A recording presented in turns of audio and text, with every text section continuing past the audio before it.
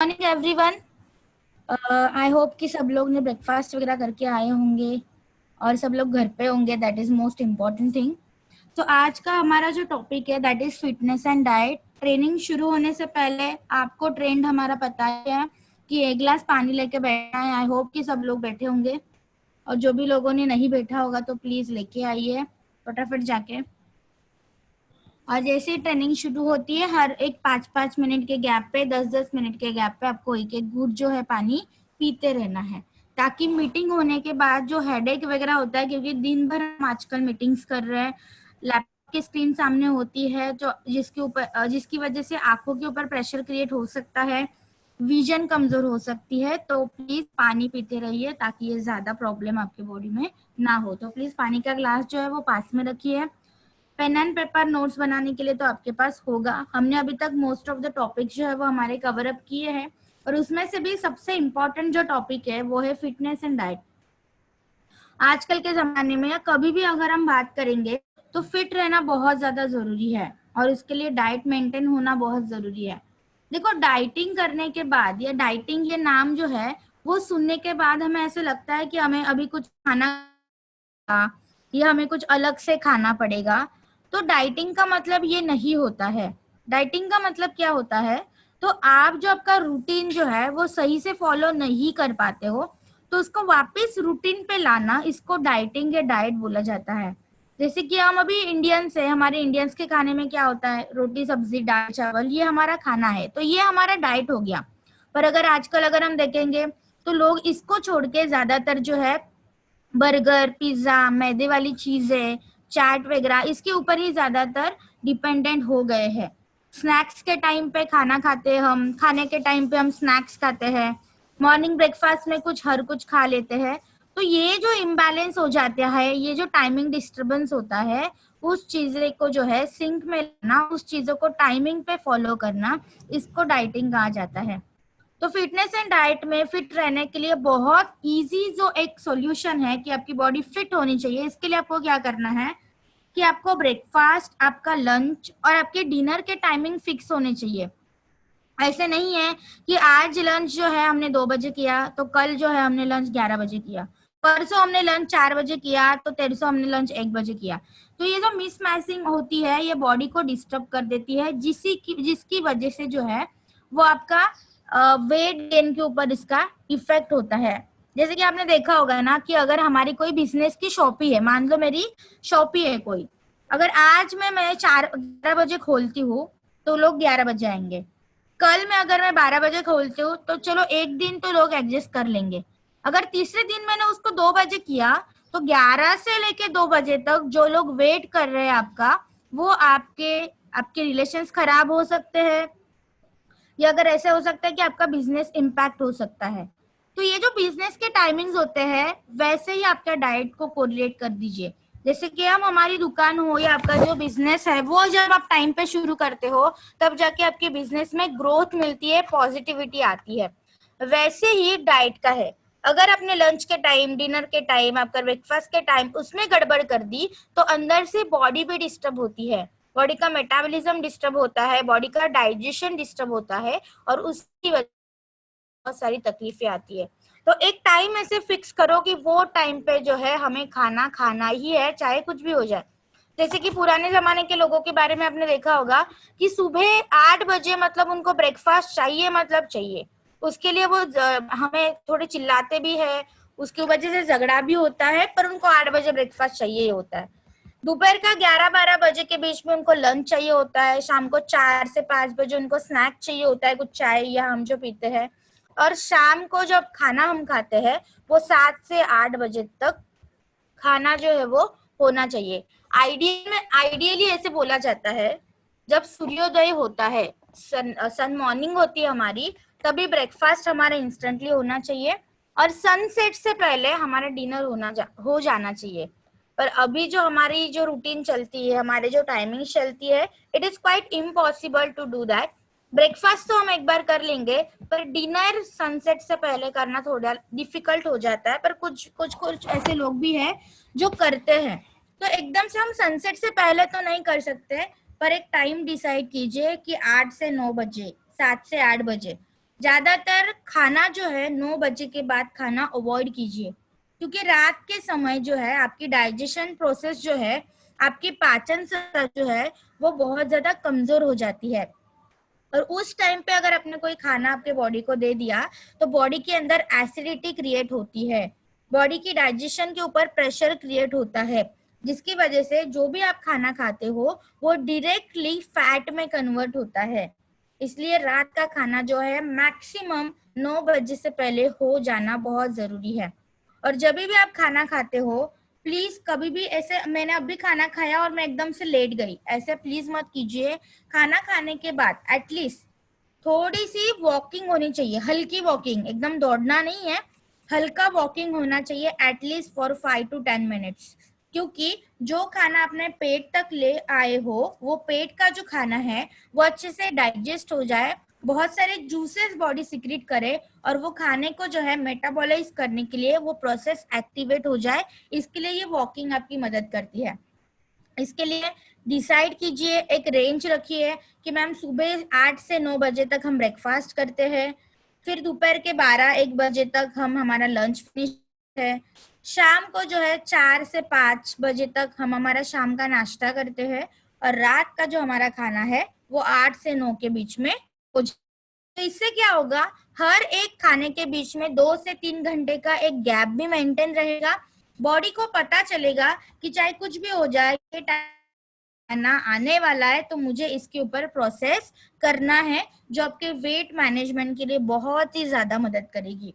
हमारे पूरे सोसाइटी में एक बहुत बड़ी गलतफहमी है, जैसे कोई हमें बोल देता है ना कि आपका वेट कितना बड़ा है, आप कितने मोटे हो गए हो, तो हमारा ज्यादा ध्यान कहा जाता है कि चलो एक टाइम का हम खाना बंद कर देते हैं। तो कहीं पे भी आपने किताबों में पढ़ा है क्या कि अगर आपने खाना बंद कर दिया तो आपका वेट लॉस होता है? पर क्या होता है, हम हमारी फैंटेसी होती है, हमारा जो दिमाग है कुछ ऐसे डोरता है कि हमें ऐसे लगता है कि हम खाना कम खाएंगे तो हमारा वेट गेन जो है वो नहीं होगा, वेट लॉस होगा। पर रियलिटी में ये थोड़ा सा उल्टा है। जितना खाना आप कम खाओगे या बहुत ज्यादा इंटरवल अगर आप खाने में रखोगे तो वेट गेन आपका ज्यादा होगा, और जितना खाने की फ्रीक्वेंसी को अगर आप मेंटेन करोगे तो आपका वेट लॉस जो है वो जल्दी से होता है। क्यों? क्योंकि बॉडी के अंदर जो मशीन बिठाई गई है, वो मशीन को अगर आप काम देते रहोगे उस तो वो हमेशा एक्टिव रहेगी। उसको अगर आपने कोई काम नहीं दिया, उसको अगर आपने कोई खाना नहीं दिया, तो बॉडी की मशीन जो है धीरे धीरे स्लो डाउन हो जाती है, वो काम करना बंद कर देती है, जिसकी वजह से वापिस का वेट गेन हो जाता है। इसीलिए हम बार बार बोलते हैं 2 घंटे में आपके मुंह में कुछ ना कुछ तो जाना जरूरी है। पर इसका मतलब कदापि ऐसे नहीं है कि मैम ने बोला है कि 2-2 घंटे में खाना है, तो सुबह हमने वड़ा पाव खाया, फिर हमने कचौरी खाई, फिर हमने ढोकला खाया। तो प्लीज ये सारी चीजें आपको नहीं खानी। आपके घर में ढेर सारे ऑप्शंस अवेलेबल होते हैं, जैसे कि आपके मील को, आपके पूरे थाली में क्या होता है, दाल चावल सब्जी रोटी। तो मान लो आपने ब्रेकफास्ट में सब्जी रोटी खाई है तो लंच में आप दाल चावल खाओ। अगर आप भूख ज्यादा है तो एक हाथ दूसरी रोटी भी खा लो। शाम को जो आप नाश्ता करोगे वो थोड़ा हल्का रखिए लंच से। लंच में अगर आपने सब्जी रोटी वगैरह खाई होगी तो शाम के ब्रेकफास्ट में एक आध जिसमें गेहूं का आटा है, जिसमें मैदा नहीं होगा, पीनट्स खा लो, चना चाट बना के खा लो, मुरमुरा खा लो, सेव खा लो, फरसान खा लो जिसके अंदर ऑयल की मात्रा कम होगी, उसमें तली हुई चीजें नहीं होगी, या स्टीम वाली कोई चीज है जैसे पोहा हो गया, हल्का थोड़ा सा भिगो के पोहा उसके उसकी चाट हमने बना दी वो खा लो। रात के डिनर में ज्यादातर ट्राई करो, एकदम से हम कंफर्मली तो नहीं बोल सकते, पर ट्राई करो कि एक ही खाना खाए, या तो सब्जी रोटी खाओ या तो दाल चावल खाओ। पूरा खाना मत खाओ, इतना हेवी खाना मत खाओ। जितना रात को हेवी खाना खाओगे जो आपको नेक्स्ट डे मॉर्निंग में एसिडिटी भी दे देगा और दूसरा वेट गेन भी सकता है। इसलिए खाने की क्वांटिटी कैसे होनी चाहिए, तो सुबह का जो आपका नाश्ता होता है वो अगर आप 4 कटोरी खाते हो, मैं कटोरी के हिसाब से आपको बताती हूँ क्योंकि समझने के लिए आपको आसानी हो जाए। जैसे कि मान लो दिन भर में मैं 4 बार खाती हूँ, दिन भर में मैं 4 मील करती हूँ, तो सुबह का जो मील होगा वो 4 कटोरी होगा, दोपहर का जो मील होगा वो होगा 3 कटोरी, शाम का मील जो होगा वो 2 कटोरी होगा, और रात का जो मील होगा वो होगा 1 कटोरी। मैंने क्या किया यहाँ पे, मील्स के क्वांटिटी को मैंने क्या किया, कम कम कम कम करते चली गई, जिसकी वजह से मेरी डाइजेशन भी अच्छी रहेगी और मेरा मेटाबॉलिज्म भी खराब नहीं होगा और मेरा वेट जो है वो भी मैनेज करने के लिए मुझे आसानी से यहाँ पे मदद मिलेगी। इसलिए खाने की क्वांटिटी को कम रखिए, ज्यादा हेवी खाना मत खाइए, स्पेशली नाइट टाइम में। नाइट टाइम में कभी भी ज्यादा हेवी खाना मत खाइए। रात के खाने में ज्यादातर फाइबर्स होने चाहिए और कार्बोहाइड्रेट होने चाहिए, जो इंस्टेंटली आपकी बॉडी जो है वो यूटिलाइज करे, ज्यादा प्रेशर जो है वो आपके बॉडी के ऊपर ना आए। तो ये लिक्विड भी कंज्यूम कर सकते हो रात के खाने में।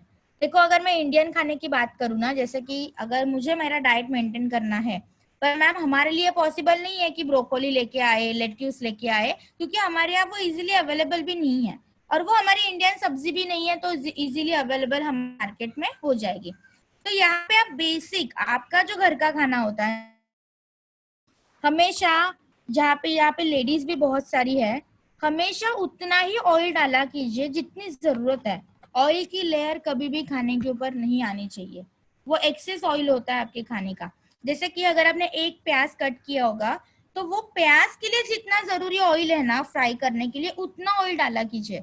पर हमारे साथ क्या होता है, हम एकदम से बॉटल ले लेते हैं और डाल देते हैं कढ़ाई में, बस हमने ऑयल डाल दिया, ऑयल में ऑनियन फ्राई कर दिया, जो एक्सेस होता है।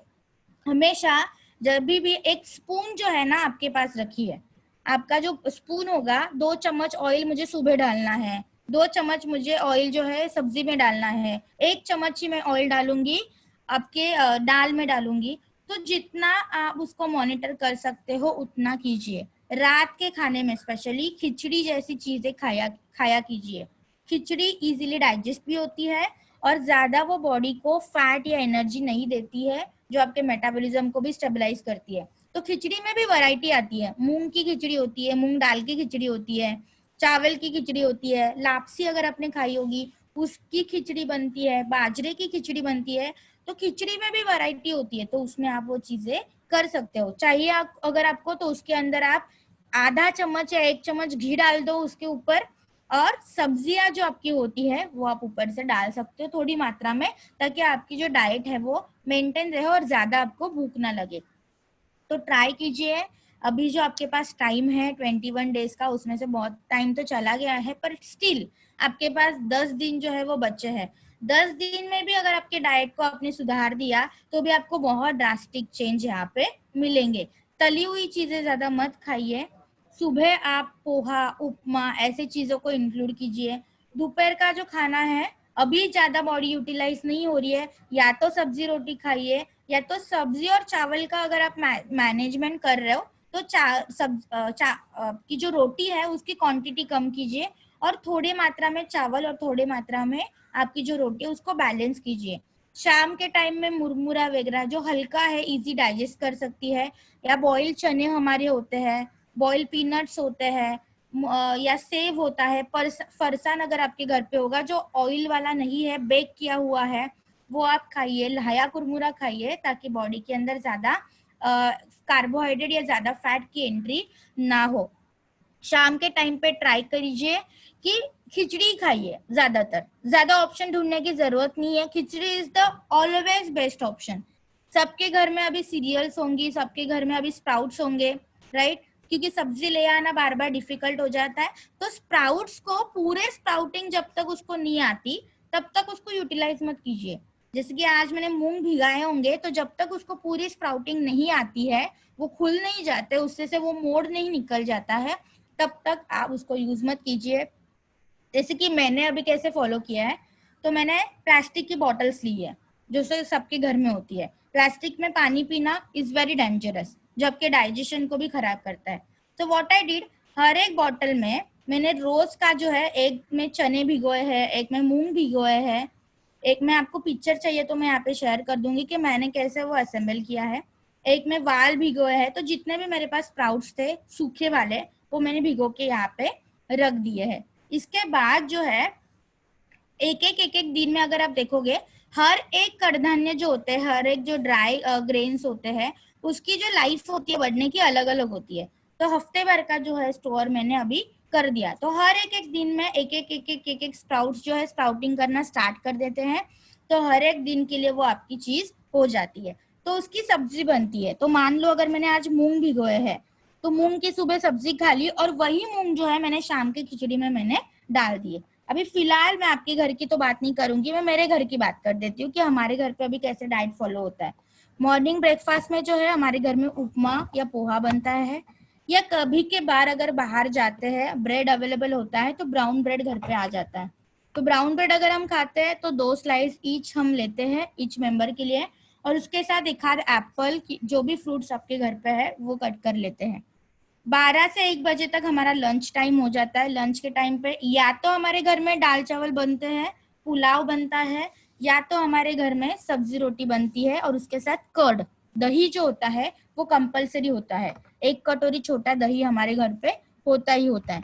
शाम का जो नाश्ता है कंपलसरी हमारा 5 से 5:30 के बीच में हो जाता है। शाम के नाश्ता में कभी कभार हम मुरमुरा वाला चिवड़ा खा लेते हैं, या कभी चीला बना देते हैं, मूंग का चीला बनता है बहुत अच्छे से, या डोसा वगैरह ऐसे कुछ हल्का जो है एक आध दूसरा डोसा हम खा लेते हैं। इसके बाद हमारा जो रात का खाना होता है, वो रात के खाने के लिए हमारे घर में खिचड़ी बनती है कंपलसरी। तो ये जो रूटीन अगर ये भी आप फॉलो करोगे तो आपके बॉडी के अंदर ज्यादातर कैलोरीज नहीं आएगी, तो आपके वेट को मैनेज करने के लिए बहुत अच्छे से ये मदद करेंगे। तो ये हो गया आपका बेसिक रूटीन जो अभी आप फॉलो कर सकते हो। हमारा आज का जो टॉपिक है फिटनेस एंड डाइट के लिए, ये तो हो गया आपका डाइट। इसमें आप कौन से सप्लीमेंट जो है वो भी ऐड कर सकते हो जो आपकी वेट लॉस के लिए आपकी मदद करेंगे। नॉर्मली जितनी भी आप डाइटिंग करोगे, फिटनेस मेंटेन करोगे, उसमें भी आपको जो है एक्सरसाइज करनी पड़ेगी। अभी एक्सरसाइज करने के लिए एकदम से आप बाहर तो नहीं जा सकते हो, पर घर में सिटअप्स कर लो, थोड़ी सी उठक बैठक कर लो, प्राणायाम कर लो, योगा कर लो, ताकि आपकी बॉडी जो है वो मेंटेन रहे, और जितनी भी कैलोरीज आपकी बॉडी के अंदर आप रोजाना ले रहे हो वो यूटिलाइज होना जरूरी है, ताकि आपका अच्छे से वेट मैनेज हो। तो फिटनेस के लिए हमारे पास जो पहला प्रोडक्ट आ रहा है वो है वेस्टिज प्रोटीन पाउडर। अब ये जो प्रोटीन पाउडर है, ये चीज क्या है? अब ये जो प्रोटीन है ये हमारे शरीर के लिए रोजाना नेसेसरी होता है। रोजाना प्रोटीन जो है वो आपको चाहिए ही होता है। प्रोटीन की रिक्वायरमेंट कितनी है बॉडी की रोजाना? तो 1 ग्राम पर केजी बॉडी वेट। 1 ग्राम पर केजी बॉडी वेट। आपका जो वेट है, आइडियल बॉडी वेट जिसको बोला जाता है, वो किलोग्राम में जितना है उतना ही सेम नंबर प्रोटीन जो है आपके बॉडी के लिए नेसेसरी होता है। तो मान लो अगर मेरा वेट है 50 किलोग्राम, तो मैं रोज कितना प्रोटीन खाऊंगी? 50 ग्राम। तो इसका मतलब ऐसे नहीं है कि 50 ग्राम मुझे प्रोटीन पाउडर खाना है। मैं रोटी खा रही हूँ, मैं दूध पी रही हूँ, मैं पनीर खा रही हूँ, तो उसमें से भी मुझे प्रोटीन मिलता है। तो वो सारे डाइट का जो प्रोटीन है वो कैलकुलेट होने के बाद जब मैं प्रोटीन पाउडर के रूप में प्रोटीन लेती हूँ, क्योंकि डाइट से जो है पूरी तरह से प्रोटीन की रिक्वायरमेंट पूरी नहीं हो पाती, तो मैं वो जो प्रोटीन लूंगी वो होगा 7 to 8 gram according to RDA, that is recommended dietary allowance के हिसाब से। आपको जो रोज प्रोटीन पाउडर के रूप में प्रोटीन लेना है वो है 7 to 8 ग्राम, 7 से 8 ग्राम। मतलब आपके घर में जो चम्मच होता है, नॉर्मली 2 चम्मच प्रोटीन पाउडर आपको रोजाना लेनी है। ब्रेकफास्ट के टाइम पे लोगे तो भी ये चल जाएगा, बहुत अच्छे रिजल्ट्स आपको दिन भर में मिलेंगे। इजीली आपके बॉडी वेट को भी ये मेंटेन करता है, और आपको थकावट की जो प्रॉब्लम है वो कम करने के लिए भी आपकी ये मदद करता है। तो हमारा जो प्रोटीन पाउडर है वो किससे बना है? तो हमारा जो प्रोटीन पाउडर है वो सोया प्रोटीन से बना है और वे प्रोटीन से बना है। तो it's a mixture of 2 protein, soya and milk protein. तो इसके अंदर आपको 20 इसेंशियल अमीनो एसिड्स भी मिलेंगे। इसके अलावा इसके अंदर विटामिन है, मिनरल्स है। फैट की मात्रा बहुत ज्यादा कम है इसके अंदर, तो जो है आपका एकदम से वेट गेन तो नहीं करेगी, पर वेट मैनेज करने के लिए आपको हमेशा यहाँ पे मदद मिलेगी। ये वेजिटेरियन प्रोटीन है, ये कंप्लीट वेज है, तो इससे आपको डाइजेशन में कोई भी तकलीफ नहीं होगी। आपके डाइजेशन को इम्प्रूव करने के लिए आपको यहाँ पे मदद मिलती है। इसकी खास बात एक है कि इसके अंदर कोई शुगर नहीं है, इसके अंदर कोई भी शुगर नहीं है, तो डायबिटीज पेशेंट भी इसको ले सकते हैं। तो डायबिटीज पेशेंट में आपने देखा होगा स्पेशली कि उनकी बॉडी बहुत शिवर करती है, उनके ग्लूकोज लेवल एकदम बढ़ जाती है, तो उनको भूख बहुत ज्यादा लगती है, इरिटेट होने लगते हैं, बॉडी कांपने लगती है, उनको वीकनेसेस बहुत ज्यादा होती है। तो प्रोटीन उनकी वहां पे मदद करती है, उनका स्टैमिना मदद बढ़ा देते हैं। और दूसरा, उनके बॉडी के अंदर जो इंसुलिन सिक्रेशन कम हो जाता है, तो इंसुलिन को बढ़ाने के लिए भी यहाँ पे प्रोटीन ही बहुत ज्यादा उनकी मदद करता है। तो डायबिटीज पेशेंट के लिए भी आप ये वाली जो प्रोटीन पाउडर है वो दे सकते हो। लेना कितना है इसका, इट्स वेरी सिंपल। 2 चम्मच आपको लेना है, 1 गिलास दूध में, 1 गिलास पानी में, या तो 1 कटोरी दही में। अगर आपको लगता है कि मैम दूध नहीं अच्छा लगता तो आप पानी में भी ले सकते हो। ब्रेकफास्ट जैसे आप करते हो तो ब्रेकफास्ट से पहले आप ले लो, ताकि ज्यादा से अच्छे से प्रोटीन आपके बॉडी में काम कर सके। तो मैंने अभी 1 गिलास पानी में 2 चम्मच प्रोटीन पाउडर ले ली, वो पानी मैंने पी लिया, और जो मेरे ब्रेकफास्ट में बना है, जो भी होगा, सब्जी रोटी हो सकते, उपमा पोहा जो भी हो सकता है, वो मैंने खा लिया और मेरा ब्रेकफास्ट जो है वो फिनिश किया। इसका बहुत अच्छा फायदा जब आप लंच करोगे ना, वो आपको रियलाइज होगा कि लंच में आपको एकदम से एसिडिटी भी नहीं होगी, और अच्छे से जो लंच में आप खाना खाओगे वो अच्छे से डाइजेस्ट करने के लिए ये जो है वो आपकी मदद करता है। प्रोटीन का बेसिक काम क्या होता है, तो दिन भर की जो रिक्वायरमेंट है एनर्जी की बॉडी में, उसको मेंटेन करना, स्टैमिना को बढ़ाना, और आपके जो स्नायु होते हैं, आपके जो मसल होते हैं, उसको मजबूत करने के लिए यहाँ पे प्रोटीन जो है वो आपकी मदद करता है। तो प्रोटीन की रिक्वायरमेंट बॉडी को रोजाना होती है, ऐसे नहीं है कि कभी के बाद प्रोटीन खाना है। प्रोटीन जितना आप डेली बेसिस पे लोगे, उतना आपका बॉडी वेट जो है वो मेंटेन रहेगा, और आपको कोई भी बीमारी होने के चांसेस जो है वो कम हो जाते हैं, क्योंकि प्रोटीन जो है वो आपकी इम्यूनिटी पावर को, रोग प्रतिकारक क्षमता को भी मजबूत करने के लिए मदद करता है। ये वाला जो प्रोटीन पाउडर है, ये आपको 14 साल के बाद शुरू करना है, और 14 साल के जो पहले है, मतलब 4 से 14 के बीच में जो बच्चे हैं, इनके लिए है इनविगो प्रोटीन पाउडर। मैंने अभी भी देखा है कि मैम हम तो 30 साल के हैं, 40 साल के हैं, पर चॉकलेट हमें बहुत पसंद आता है, तो हम ज्यादातर इंडिगो प्रोटीन पाउडर ही रेकमेंड करते हैं या वो लेते हैं। तो देखो, उनकी बच्चों की डाइजेशन थोड़ी कमजोर होती है, तो उनके हिसाब से वो प्रोटीन का फॉर्मूला बना गया है। आप जब बड़े हो जाते हो, अडल्ट में आ जाते हो, तो आपकी बॉडी की रिक्वायरमेंट अलग होती है, तो आपके लिए अलग सा प्रोटीन है। उनका जो प्रोटीन है वो दूध से बना हुआ है, तो आपके प्रोटीन जो है दूध एंड सोयाबीन से बना है, तो it's a mixture of 2 protein, क्योंकि आपकी रिक्वायरमेंट ज्यादा होती है। तो ट्राई कीजिए कि ये वाला प्रोटीन दीजिए, वो वाला प्रोटीन इतने ज्यादा अच्छे से रिजल्ट्स आपको नहीं देगा। और उसके अंदर चीनी है, उसके अंदर चॉकलेट पाउडर है, तो एक्स्ट्रा कैलोरीज आपके बॉडी में आती है, जो आपका वेट गेन बहुत कर सकती है। तो बच्चों का प्रोडक्ट है, उनके लिए रखिए, आपके लिए ये स्पेशली प्रोडक्ट बनाया गया है, जो आपको ज्यादातर मदद करेंगे। ये जो प्रोटीन पाउडर है, किडनी पेशेंट को नहीं देना, क्योंकि किडनी अगर की प्रॉब्लम कर रही है, जैसे कि क्रिएटिन बढ़ा है, यूरिक एसिड बढ़ा है, तो प्रोटीन रेस्ट्रिक्ट हो जाता है, डायलिसिस में प्रोटीन रेस्ट्रिक्ट हो जाता है, तो किडनी के प्रॉब्लम में प्रोटीन पाउडर नहीं देना। बाकी सारे केसेस में आप ये जो प्रोटीन पाउडर है वो रेकमेंड कर सकते हो। इसके बाद जो हमारे पास प्रोडक्ट है वो है वेस्लिन कैप्सूल। बड़ा आसान काम है इसका। इसका एक ही काम है कि जो भी एक्स्ट्रा कैलोरीज आपके बॉडी में आती है, जो भी एक्स्ट्रा फैट आपके बॉडी में आता है, उसको ब्रेक डाउन करना और आपके बॉडी वेट को मैनेज करना। इसके अंदर 4 चीजें हैं जो आप नोट डाउन कीजिए। वो है opuntia vulgaris, garcinia cambogia, coleus forskohlii and piperine. तो ये जो 4 चीजें हैं, 4 हर्ब्स है, इससे जो है वेस्लिन कैप्सूल का अंदर का कंटेंट जो है वो बना हुआ है। वेस्लिन कैप्सूल का काम क्या है, तो पहला तो आपके मेटाबॉलिज्म को इम्प्रूव करता है, क्योंकि अगर आपका मेटाबॉलिज्म रेट जो है वो कम हो गया, स्लो हो गया, तो आपका वेट गेन जो है वो ज्यादा होता है। तो आपके मेटाबॉलिज्म को रेगुलेट करती है, ताकि आपके बॉडी का वेट हमेशा मैनेज रहे, वेट लॉस के रिजल्ट आपको यहाँ पे दे। एक्स्ट्रा कैलोरीज जो है आपके शरीर के अंदर, उसको वो बर्न करता है। एक्स्ट्रा फैट जो आपके शरीर के अंदर है, उसको यूटिलाइज करता है, ताकि ज्यादा स्टोरेज ऑफ फैट ना आपके बॉडी में हो, और आपका वेट गेन जो है वो ना हो, वेट लॉस के रिजल्ट आपको यहाँ पे मिले। ये आपकी इम्यूनिटी को भी स्ट्रॉन्ग करता है, और आपके वेट मैनेजमेंट में भी आपकी मदद करता है। पर हमेशा ध्यान रखिए, जब भी आप वेट लॉस पे जाते हो, तो कंपल्सरी आपको जंक फूड जो है वो बंद करना पड़ता है। और एक्सरसाइज को जो है बढ़ाना पड़ेगा, क्योंकि अगर आपने जंक फूड लेते रहोगे तो उतने अच्छे रिजल्ट्स आपको वेट लॉस के कंडीशन में नहीं मिलेंगे।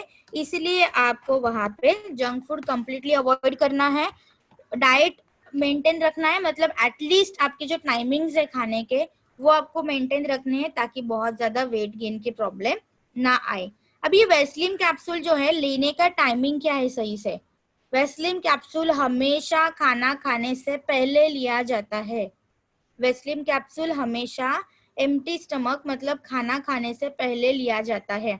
अगर आपने इसको खाने के बाद ले लिया तो वो उतने अच्छे से आपके बॉडी के अंदर काम नहीं कर पाएगी। इसलिए वेस्लिन कैप्सूल हमेशा खाने से पहले लेना है, क्योंकि एम्प्टी स्टमक ही मेटाबॉलिज्म को जो है इम्प्रूव किया जा सकता है इजीली, और आपके एपेटाइट को मतलब आपके भूख को जो है वो कंट्रोल करने के लिए यहाँ पे ये मदद करते हैं। तो एक्स्ट्रा ओवर ईटिंग जो करते हैं हम, उसको बैलेंस करने के लिए ये आपकी मदद करेंगे। तो वेस्लिन कैप्सूल जो है बेसिकली इसका डोज कैसे डिसाइड करना है? बेसिक 2 कैप्सूल से आप शुरुआत कर सकते हो। अगर आपका वेट गेन जो है ज्यादा नहीं हुआ है, 7-8 किलो ही हुआ है, 10 किलो हुआ है, तो आप 2 कैप्सूल से शुरुआत कर सकते हो। पर अगर आपको लगता है कि वेट गेन बहुत ज्यादा हुआ है, जैसे कि 15 किलो हुआ है, 20 किलो हुआ है, 25 किलो हुआ है, या मोर देन दैट, तो आप वेस्लिन कैप्सूल दिन में 3 बार ले सकते हो, हर खाना खाने से पहले। मतलब सुबह दो, दोपहर को दो, शाम को दो, खाना खाने से पहले, मतलब आधे घंटे खाने से पहले, ताकि रिजल्ट्स भी जल्दी मिले और जल्दी से आपका वेट मैनेज करने के लिए वेस्लिन कैप्सूल आपकी मदद करे। क्योंकि वेट गेन ज्यादा है तो उसको जल्दी मैनेज करना पड़ेगा, तो क्वांटिटी को भी जो है वो आपको बढ़ाना पड़ेगा। वेस्लिन कैप्सूल डायबिटीज पेशेंट में भी दे सकते हो अगर आपको लगता है कि वेट गेन बहुत ज्यादा है। थायराइड पेशेंट में भी दे सकते हो अगर आपको लगता है कि वेट गेन ज्यादा है, बहुत ज्यादा वेट है, तो आप थायराइड के पेशेंट के लिए भी दे सकते हो। वेस्लिन कैप्सूल किडनी के पेशेंट को ही नहीं देना है। किडनी प्रॉब्लम अगर किसी को है तभी नहीं देना, बाकी सारे कंडीशन में आप इसको दे सकते हो। 14 साल के बाद जो है वो आपको शुरू करना है, आफ्टर 14 ईयर्स। प्लीज बच्चों में ये शुरू मत कीजिए, क्योंकि आजकल बच्चों में भी वेट गेन की केसेस बहुत आ रही है। बच्चों में ये मत दीजिए, बच्चों में जितना आप नेचुरली उनका वेट लॉस कर सकते हो उतना कीजिए, एकदम से वेस्लिन पे लाने की जरूरत नहीं है। तो 14 साल के बाद ही देना है।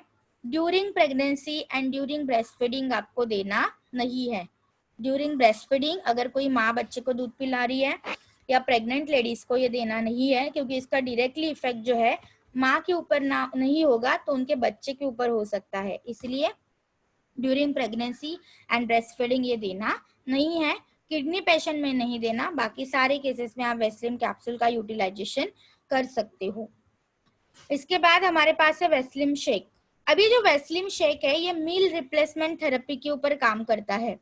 मतलब एक टाइम का जो खाना है वो बंद करके उस जगह पे जो है वो आपको वेस्लिन शेक जो है वो देना है। अभी कौन सा खाना बंद करना है तो ये आप डिसाइड करोगे। जैसे कि मान लो मैं सुबह जो है ब्रेकफास्ट ही नहीं करती हूँ, तो मैं सुबह ब्रेकफास्ट के टाइम पे लूंगी। दोपहर का खाना अक्सर बाहर का हो जाता है या अनहेल्दी डाइट होता है, तो मैं लंच टाइम पे वेस्लिन शेक लूंगी। और दिन भर मैम तीनों टाइम हम घर का ही खाना खाते हैं, पर फिर भी वेट गेन होता है, क्योंकि कभी कभी तेल ज्यादा हो जाता है या तली हुई चीजें हम खा लेते हैं घर पे भी। तो आप रात का जो खाना है वो रिप्लेस कर सकते हो आपके वेस्लिन शेक के साथ। तो ये आपको डिसाइड करना है कि कौन सा खाना बंद करके उस जगह पे मुझे वेस्लिन शेक जो है वो लेना है।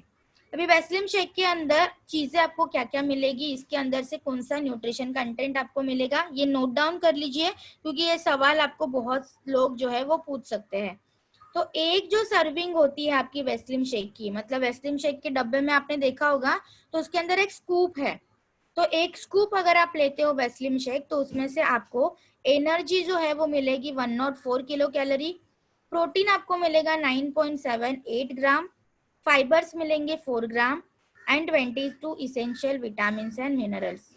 एनर्जी मिलेगी 104 किलो कैलोरी, प्रोटीन मिलेगा 9.78 ग्राम, फाइबर्स मिलेंगे 4 gram and 22 essential vitamin and minerals. तो यही सारी चीजें आपको खाने में से भी मिलती है, पर ये कभी भी इक्वल क्वांटिटी में नहीं होती है। कभी कभी हम ज्यादा खाना खा लेते हैं, कभी कभी हम कम खाना खा लेते हैं, तो बॉडी का जो दिन भर की एनर्जी रिक्वायरमेंट है वो सही तरह से पूरी नहीं हो पाती, जो दिन भर का जो कैलोरी रिक्वायरमेंट है वो पूरा करने के लिए, वो मैनेज करने के लिए यहाँ पे वेस्लिन शेक जो है वो आपकी मदद करते हैं। तो वेस्लिन शेक बेसिकली आपके एपेटाइट को कंट्रोल करता है, ब्लड शुगर लेवल को बढ़ने नहीं देता, इसके बाद आपको ज्यादा भूख ना लगे इसके लिए ये मदद करता है, दिन भर का जो डाइजेशन है उसको ये मेंटेन करेगा, मेटाबॉलिज्म को ये मैनेज करता है ताकि आपको वेस्लिन उसके बाद में जो है वेट गेन की प्रॉब्लम ना आए, आपका वेट जो है सही से मैनेज करने के लिए वेस्लिन शेक जो है वो आपकी मदद करता है। अभी वेस्लिन शेक के अंदर जो फ्लेवर है वो है मैंगो फ्लेवर, आई गेस सबको पता होगा। तो मैंगो फ्लेवर में थोड़ा शुगर है, तो वेस्लिन शेक जो है वो आप थायराइड पेशेंट को और डायबिटीज पेशेंट को नहीं दे सकते। थायराइड पेशेंट को और डायबिटीज पेशेंट को वेस्लिन शेक आप नहीं दे सकते क्योंकि इसके अंदर शुगर की क्वांटिटी है, शुगर की मात्रा है। बाकी सारे केसेस में जो है वो आप दे सकते हो एक्सेप्ट किडनी प्रॉब्लम। किडनी में क्योंकि ये प्रोटीन कंटेंट है प्रोडक्ट, तो प्रोटीन जो है किडनी की प्रॉब्लम में रेस्ट्रिक्ट किया जाता है, तो वहां पे आप ये नहीं दे सकते हो। अभी कुछ लोग ऐसे होंगे कि मैम हमें प्रोटीन पाउडर पसंद नहीं आती, तो क्या उस जगह पे हम वेस्लिन शेक ले सकते हैं क्या?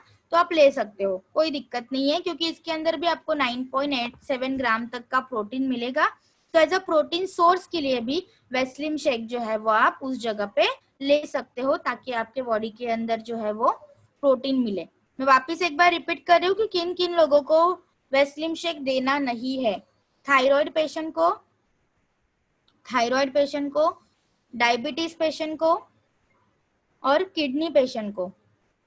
Thyroid, diabetes and kidney patient को आपको ये देना नहीं है, बाकी सारे केसेस में आप इसको रेकमेंड कर सकते हो। बहुत टेम्पटिंग लगता है ये क्योंकि ये मैंगो फ्लेवर है, इसके साथ स्मूदी बहुत अच्छे से मिलती है, दूध के साथ ले सकते हो, पानी के साथ या दही के साथ भी आप इसको ले सकते हो। दही के अंदर थोड़ा सा ब्लेंड कर दोगे तो जैसे स्मूदी अच्छी लगती है, इसकी मिल्क शेक इसका अच्छा बनता है, तो बहुत अच्छे से रेसिपी भी इसके साथ बनती है, तो आप ये कभी भी ले सकते हो। एक स्कूप ही लेना है, ज्यादा लेने की जरूरत नहीं है। दिन भर में एक स्कूप, मतलब जितना जैसे भी आप जब भी आप वेस्लिन शेक पियोगे तो एक स्कूप जो है आपको एक गिलास पानी, एक गिलास दूध या एक कटोरी दही में डाल के आपको ये लेना है। याद रखना प्लीज कि इसको कभी भी खाने से पहले या खाने के बाद लेना नहीं है। हमेशा एक खाना बंद करके खाने के जगह पे आपको इसको लेना है।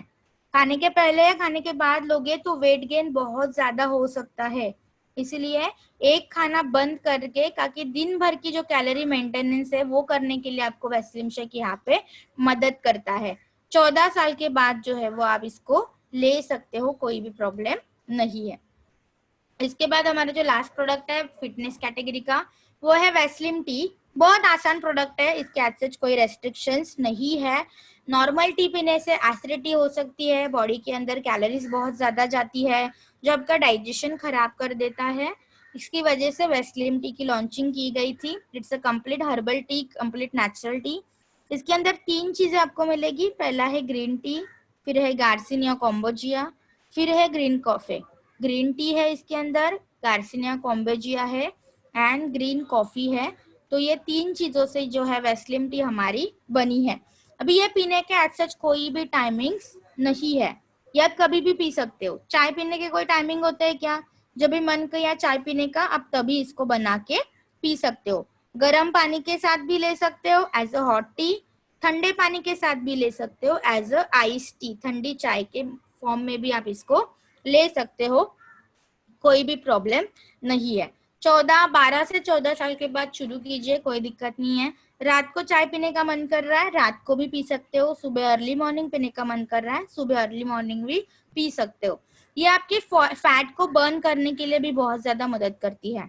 आपके बॉडी फैट जो है उसको बर्न करने के लिए, तो जो जिम जाते हैं वो अगर ग्रीन टी पीते हैं तो उनको भी रिप्लेस करवा सकते हो आप वेस्लिन टी के साथ में, क्योंकि ये बॉडी फैट को भी बर्न करने के लिए मदद करता है। वेट मैनेजमेंट में तो इसके रिजल्ट है ही, और ये आपके बॉडी के अंदर ज्यादा एसिडिटी क्रिएट नहीं करती, बहुत अच्छे से आपके शरीर के अंदर काम करती है और बहुत अच्छे रिजल्ट्स आपको वेस्लिन टी के साथ मिलेंगे। हल्की इसकी टेस्ट जो है वो खट्टी मीठी है। अगर आपको मिठास को बढ़ाना है तो आप इसके अंदर जो है स्टीविया डाल दो, या तो शहद डाल दो, या काला गुड़ डाल दो, पर चीनी डालनी नहीं है। गुड़ भी वही इस्तेमाल करोगे जो ऑर्गेनिक वाला आता है, कोई भी जो इनऑर्गेनिक आता है वो इस्तेमाल मत कीजिए, क्योंकि इनऑर्गेनिक में केमिकल्स बहुत ज्यादा होते हैं, तो वो जो है वो आपके बॉडी वेट को वापस बढ़ा सकते हैं। तो ट्राई करो कि स्टीविया ही यूज करें आप स्वीटनेस के लिए। एक टैबलेट क्रश करके डाल दो या एक टैबलेट ऐसे डाल दो, वो अपने आप घुल जाएगी, बहुत अच्छे रिजल्ट्स आपको वहां पे मिलेंगे। यस, आप इसको डायबिटीज पेशेंट को भी दे सकते हो, थायराइड पेशेंट के लिए भी दे सकते हो, इसमें कोई भी प्रॉब्लम नहीं है। किडनी पेशेंट में बस थोड़ा सा अवॉइड कीजिए, क्योंकि वाटर है तो maybe some time kidney में ये थोड़ा सा इरिटेशन क्रिएट कर सकता है, तो किडनी के प्रॉब्लम में छोड़ के बाकी सारे केसेस में आप इसको रेकमेंड कर सकते हो, बहुत अच्छे रिजल्ट्स आपको यहाँ पे मिलेंगे। आई होप कि आपको वैस्लिन कैटेगरी को जो है वो आपको बहुत अच्छे से समझ में आ गई होगी। इसके बाद हमारा जो उस दिन का एक टॉपिक बचा था, दैट इज आपका राइस ब्रान ऑयल, राइट। तो राइस ब्रान ऑयल के बारे में हम थोड़ी सी इंफॉर्मेशन यहाँ पे लेंगे। तो बेसिकली हेल्दी ऑयल जो होता है वो आपके डाइट के लिए बहुत ही ज्यादा जरूरी होता है। सो एक हेल्दी ऑयल होना, एक न्यूट्रिशियस ऑयल होना बहुत ही ज्यादा जरूरी है। तो एक न्यूट्रिशियस ऑयल जो है वो देने का काम यहाँ पे वेस्टिज लाइट हाउस के फैमिली में जो राइस ब्रान ऑयल आता है वो आपको देता है। इसके ढेर सारे फायदे हैं। पहला तो इसका फायदा है, तो स्टेप बाय स्टेप बस आप इसको लिख लीजिए। पहला तो इसके अंदर फिजिकल रिफाइनिंग की गई है, जो FFF को रिमूव करती है। फ्री फैटी एसिड्स को रिमूव करने के लिए यहाँ पे फिजिकल रिफाइनिंग की जाती है। FFA क्या होता है, तो जो आपके शरीर के लिए अनवांटेड फैट होता है, जो आपके शरीर के लिए नेसेसरी नहीं होता, तो कभी कभार जो ऑयल्स है वो आपके बॉडी में दे जाते हैं, जिसकी वजह से ऑयल खाने के बाद वेट गेन होता है, ऐसे बोला जाता है। तो जो अननेसेसरी फैट है जो ऑयल के मार्फत आपके बॉडी के अंदर आता है, वो अवॉइड करने के लिए फिजिकल रिफाइनिंग की जाती है। तो ये फिजिकली रिफाइंड प्रोडक्ट है, तो इसके अंदर अनवांटेड फैट नहीं होता, फ्री फैटी एसिड्स नहीं होते हैं, एक्चुअली आपके बॉडी के अंदर जो है वो वेट गेन कराते हैं। इसके अंदर जो है आपको मिलेगा vitamin A and D2, vitamin A and D2, तो ये +F45 प्रोडक्ट है। अब ये जो फूड फोर्टिफिकेशन की जो प्रोसेस है, इसको क्या बोला जाता है? अब ये +F लोगो क्यों है हमारे राइस ब्रान ऑयल के ऊपर? अगर कोई ऑयल के अंदर कोई न्यूट्रिशनल वैल्यू है, अगर कोई माइक्रो न्यूट्रिएंट्स है, जैसे कि हमारे ऑयल के अंदर क्या है, विटामिन A है और विटामिन D2 मिलेगा आपको यहाँ से, तो वही प्रोडक्ट के ऊपर ये +F का जो है वो लोगो आता है। अदरवाइज +F का लोगो आपको ऑयल के ऊपर नहीं मिलेगा। तो ये जो +F वाले जो लोगो ऑयल होते हैं वही ज्यादातर न्यूट्रिशियस माने जाते हैं और हेल्दी ऑयल जो है वो माने जाते हैं। तो ये जो ऑयल है ये तो हेल्दी हार्ट को भी, आपके हार्ट को भी मजबूत करने के लिए बहुत ज्यादा मदद करता है, क्योंकि ये बहुत इंपॉर्टेंट पॉइंट है कि हमारे राइस ब्रान ऑयल में जो है गैमा ओराइजनॉल है, इसके अंदर आपको मिलेंगे गैमा ओराइजनॉल। अभी ये जो गैमा ओराइजनॉल है जो है बेसिकली आपके हार्ट को मजबूत करने के लिए, हार्ट की जो बीमारी होती है उसके लिए बहुत ज्यादा जरूरी होता है। तो गैमा ओराइजनॉल जो है, ये जो न्यूट्रिशनल कंटेंट है जो आपके हृदय को मजबूत करता है, इसका कंटेंट जो है वो आपको यहाँ पे मिलेगा।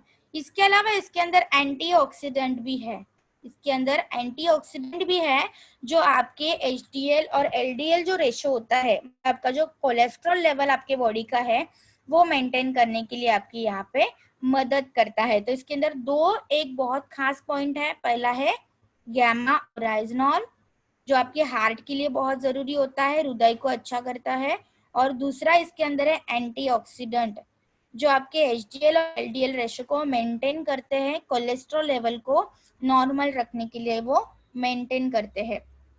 अभी ये जो है free from argemone oil, free from argemone oil, इसको नोट डाउन कीजिए। अब ये आर्जिमन ऑयल क्या होता है? तो आर्जिमन ऑयल जो है सनफ्लावर का और सीसम ऑयल जो होता है तिल का तेल, इसका मिक्सचर होता है। सनफ्लावर ऑयल और सीसम ऑयल के मिक्सचर को बोला जाता है आर्जिमन ऑयल। अब ये जो आर्जिमन ऑयल है नॉर्मली अडल्ट्रेशन के लिए यूज किया जाता है। अगर कोई भी तेल की क्वांटिटी अगर आपको बढ़ानी होगी तो उसके अंदर आर्जिमन ऑयल जो है डाला जाता है, ताकि जो 1 लीटर तेल है आसानी से उसके क्वांटिटी को बढ़ा सके। इसके लिए आर्जिमन ऑयल जो है बहुत सारे ऑयल्स में यूज किया जाता है। पर हमारे राइस ब्रान ऑयल में आपको आर्जिनिन ऑयल नहीं मिलेगा, जो आपके बॉडी के अंदर कोलेस्ट्रॉल, बैड कोलेस्ट्रॉल की एंट्री कराता है और आपके बॉडी को, डाइजेशन को और मेटाबॉलिज्म को डिस्टर्ब करता है। तो हमारे आर्जिनिन ऑयल जो है हमारे राइस ब्रान ऑयल में नहीं है, जिसके कारण कोई भी टॉक्सिसिटी आपके बॉडी के अंदर नहीं आती है। अभी टॉक्सिसिटी आपके बॉडी के अंदर आती नहीं है क्योंकि इसके अंदर, जैसे हमने पहले भी बात की थी, इसके अंदर एंटीऑक्सीडेंट की मात्रा सबसे ज्यादा है। एंटीऑक्सीडेंट का अगर मैं साइंटिफिक भाषा में इसको बोलने की अगर मैं कोशिश करूंगी, तो फ्री रेडिकल फॉर्मेशन जो आपके बॉडी में होते हैं, सेल्स में होता है मेनली, तो फ्री रेडिकल्स के फॉर्मेशन नहीं होने देता। फ्री रेडिकल्स को तोड़ने के लिए यहाँ पे एंटीऑक्सीडेंट की बहुत जरूरी होती है। और आसान भाषा में अगर मैं बोलूंगी कि एंटीऑक्सीडेंट क्या होता है, तो एंटीऑक्सीडेंट होते हैं हमारे कोशिकाओं के, हमारे सेल्स के सफाई कामगार। तो आपके सेल्स में, आपके कोशिकाओं में जो भी कचरा, गंदगी आता है, उसको निकालने के लिए, जो भी टॉक्सिक मटेरियल होते हैं उसको निकालने के लिए एंटीऑक्सीडेंट बहुत ज्यादा जरूरी होते हैं। अगर आपके खाने में एंटीऑक्सीडेंट नहीं है, आपके कोई सप्लीमेंट में एंटीऑक्सीडेंट नहीं है, तो वो सप्लीमेंट भी सही से आपके ब्लड में एब्जॉर्ब नहीं हो पाती और आपकी इम्यूनिटी पावर जो है वो डेवलप नहीं होगी। तो एंटीऑक्सीडेंट आपके खाने में होना जरूरी है क्योंकि वो आपके शरीर की गंदगी साफ करते हैं और आपकी रोग प्रतिकारक क्षमता को मजबूत बनाते हैं। इसके बाद एक पॉइंट और है, that is high smoking point. हमारे राइस ब्रान ऑयल का जो स्मोकिंग पॉइंट है वो आप लिख लो यहाँ पे, कितना है, 232 डिग्री सेल्सियस, 232 डिग्री सेल्सियस। अब ये स्मोकिंग पॉइंट क्या चीज होती है? आपने देखा होगा कि जब भी आप तेल जो है कढ़ाई में डालते हो, एक सर्टेन टाइम के बाद अगर कढ़ाई का टेम्परेचर बढ़ गया, तापमान बढ़ गया, तो तेल जलने लगता है। और जब भी तेल जलेगा बहुत ज्यादा, तो उसके अंदर का जो न्यूट्रिशन है वो भी जलना शुरू हो जाता है। तो वैसे ही हमारे जो राइस ब्रान ऑयल का जो है स्मोकिंग पॉइंट कितना है, 232 डिग्री सेल्सियस। मतलब हमारा जो राइस ब्रान ऑयल है, कितना भी हाई टेम्परेचर हो जाने के बाद उसके न्यूट्रिशन वैल्यू को जो है वो लूज नहीं करता, उसके न्यूट्रिशन को मेंटेन करने के लिए यहाँ पे आपकी ये मदद करता है। तो बेसिकली हमारे स्मोकिंग पॉइंट है वो है 232, 232 degree Celsius and 450 Fahrenheit. Fahrenheit में देखेंगे तो 450 फ़ारेनहाइट। तो ये स्मोकिंग पॉइंट क्या कहलाता है, तो जितने ऑयल का हाई होगा स्मोकिंग पॉइंट, उतना उसका न्यूट्रिशन वैल्यू मेंटेन रहने के चांसेस भी बहुत ज्यादा बढ़ जाते हैं। इसके बाद अगर हम देखेंगे तो देखो, बेसिकली राइस ब्रान ऑयल है मतलब क्या है कि आपका जो राइस होता है उसके ऊपर का जो कवरिंग होता है उससे ये बनता है। तो इसके अंदर टॉक्सिसिटी बहुत कम है, इसके अंदर केमिकल्स बहुत कम है, इसके अंदर एंटीऑक्सीडेंट बहुत ज्यादा है, जो आपके हार्ट को और आपके बॉडी को, आपकी इम्यूनिटी को मजबूत करने के लिए मदद करता है। तो राइस ब्रान ऑयल में जो खाना बनता है इसके बहुत सारे बेनिफिट है। पहला तो ये, आपका जो ऑयल है वो खाना जो है आपका ऑयल, और खाना जो है ऑयल ज्यादा एब्जॉर्ब नहीं करता। 15% तक जो है ऑयल एब्जॉर्प्शन जो है खाने में वो कम हो जाता है, जिस ज्यादा ऑयली नहीं लगता, खाना ज्यादा चिपचिपा नहीं लगता। जब अगर आपने देखे होंगे, अगर कोई भी खाना अगर हम फ्राई करते हैं तो बहुत तक ऑयल जो है वो खाने में रह जाता है, तो ये ज्यादा ऑयल जो है वो नहीं रहता। इसके बाद स्टिकी नहीं लगता और ज्यादा ऑयली जो है वो आपको महसूस नहीं होता है। लास्ट 15 सालों से जो है ये प्रोडक्ट की गारंटी वेस्टीज यहाँ पे आपको देता है। बहुत अच्छे लोगों को रिजल्ट्स मिले हैं। लाइट हाउस के राइस ब्रान मदद करेंगे। बेसिकली अमेजिंग फैक्ट और हेल्थ टिप्स के लिए हमारे चैनल को लाइक सब्सक्राइब करना ना भूलें। मिलते हैं नेक्स्ट वीडियो में।